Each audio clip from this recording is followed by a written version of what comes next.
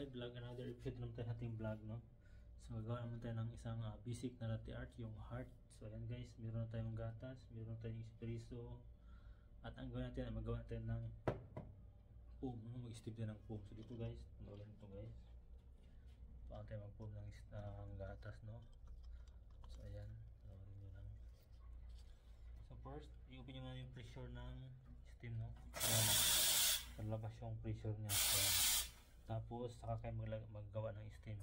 So pag steam guys, ganito lang sa gilid ilalagay yung wand na to, yung dulo. Diyan lang sa gilid, yan, para makaikot yung circle ng gatas. So ayan, no. So wag niyo ilubog, wag niyo isagad pag lubog yung wand. Nasa unahan lang, nakalapat lang yung gatas sa unahan. So ayan, i-start na natin. Ayan, saka niyo isa ilubog. Yan, iwasan niyo maingay. Pag maingay yung yung pag-steam nyo, iangat yung konti para mawala.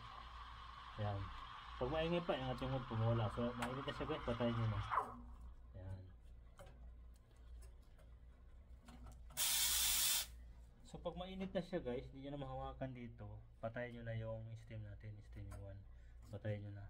So yan na, kabilis. Ayan.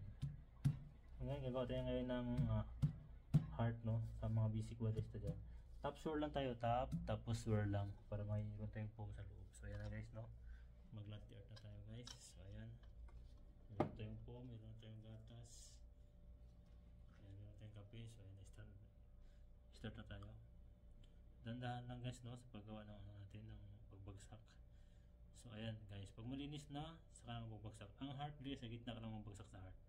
Sa gitna, sabay-sabay ng ganyan, iangat mo lang ng konti hanggang sa mapuno siya ng heart.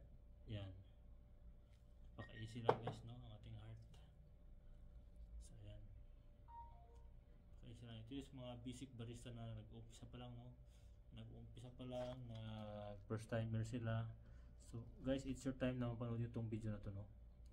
So laking bagay itong turo ko sa inyo paano magawa ng latte art na heart at saka tulip. So yung sa una nun, tulip yun una. So yan guys, yung ating basic na latte art para sa mga beginners, mga nag-uumpisa pa lang na barista. So it's your time to watch my videos, no. So thank you guys for watching.